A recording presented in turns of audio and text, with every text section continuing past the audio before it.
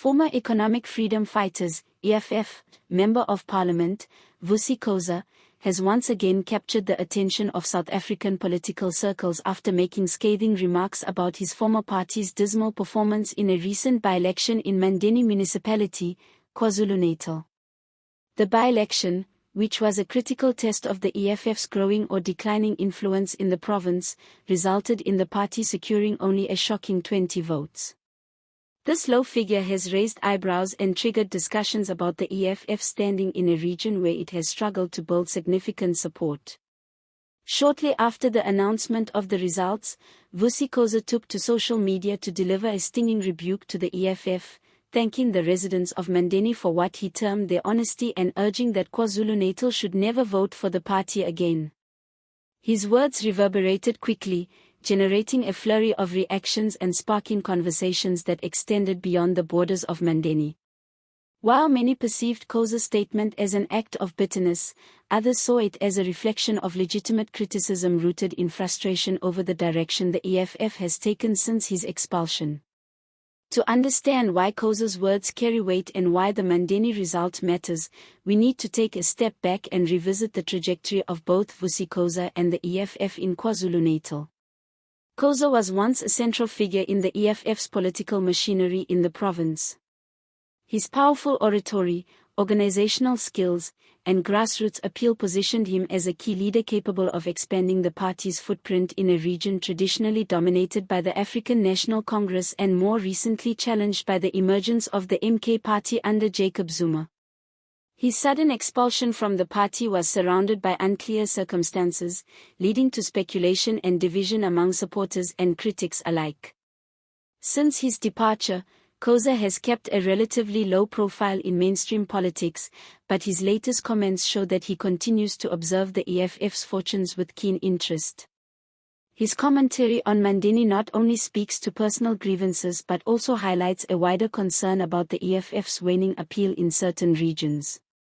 The fact that the party, which once projected itself as a formidable challenger to the status quo, managed to secure only 20 votes in a municipality election is both symbolic and significant. Over the years, the EFF has tried to establish itself as a national force, capitalizing on dissatisfaction with both the ruling ANC and other opposition parties. However, KwaZulu-Natal has proven to be a difficult terrain. The ANC's deep historical ties, coupled with the growing influence of Zuma's MK party, have made it hard for the EFF to penetrate the province effectively. The recent by-election result has thrown into sharp relief just how far the EFF is from making a meaningful impact in KZN. Party supporters have defended the result by pointing out factors such as low voter turnout, insufficient campaigning in the area, and lack of resources dedicated to this specific by-election. But critics argue that these excuses mask a deeper problem, the EFF's disconnect from grassroots structures and voters in KwaZulu-Natal. Some political analysts suggest that while the EFF's national message resonates in parts of Gauteng and Limpopo, it struggles to adapt to the regional dynamics of KwaZulu-Natal where different historical loyalties and political cultures dominate. Vusi Khoza's remarks have reignited conversations around whether the EFF still holds relevance in regions where it has yet to make serious inroads. His comments, though caustic, are echoed by some former party members and critics who believe that the EFF has strayed from its founding principles. They argue that the leadership's top-down approach has alienated the very grassroots support it needs to thrive, especially in politically competitive provinces. Khoza's own experiences, as someone who once operated at the front line of the party's provincial campaigns, lend credibility to his critiques. On the other hand, loyal supporters of the EFF have brushed off Khoza's comments as the bitter rantings of a disgruntled former member.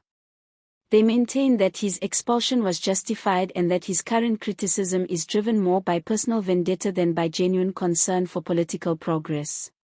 Still, whether driven by bitterness or valid political observation, Khoza's words have forced the EFF to confront uncomfortable questions about its strategy and standing ahead of the 2026 local government elections. With competition intensifying from both the ANC and MK party, the EFF's leadership cannot ignore signs of diminishing support in places like Mandeni. Looking ahead, the EFF will face mounting pressure to reassess its approach in KwaZulu-Natal if it wants to remain competitive. The party's reliance on national-level messaging and confrontational politics may not be enough to sway voters in a province where issues are often localized and shaped by long-standing regional loyalties. The growing popularity of the MK party under Jacob Zuma further complicates matters, as Zuma's personal appeal in KZN continues to draw significant support away from other opposition forces. If the EFF hopes to reverse its fortunes, it will need to invest more heavily in building authentic relationships at the community level, revitalize its provincial leadership structures, and perhaps recalibrate its messaging to better align with the concerns of KZN voters. For now, though, the Mandeni result serves as a stark warning sign and a possible indication of broader challenges the party faces in other rural and semi-urban areas of South Africa. As political tensions heighten in the lead-up to the next elections, the story of Vusi Khoza and his stinging critique of his former party offers a glimpse into the shifting landscape of South African opposition politics. Whether Khoza's comments will galvanize more former members to speak out or whether the EFF will take corrective action remains to be seen. The unfolding political contest in KwaZulu-Natal will be worth monitoring closely, as it may offer clues about future national trends and the evolving dynamics of voter sentiment across South Africa. If you found this analysis helpful, don't forget to hit the subscribe button so you don't miss out on more in-depth political discussions like this. We'd also love to hear from you guys. What do you think about Vusi Khoza's comments? Do you believe the EFF is losing its grip in KwaZulu-Natal? Or was this just an isolated by-election blunder? Share your thoughts in the comments section below and let's get the conversation going. This situation has also reignited conversations about the broader landscape of political disillusionment in KwaZulu-Natal, especially among younger voters who once viewed the economic freedom fighters as a fresh and radical alternative to the long-dominant ANC. The significant drop in support, as reflected in the Mandeni by-election, is more than just a numerical loss. It is a signal that many of the promises and rhetoric that once attracted a solid base are no longer resonating as powerfully on the ground. Former supporters, including those like Vusi Khoza, seem to believe that the party has drifted away from its original mission of radical economic transformation and grassroots empowerment.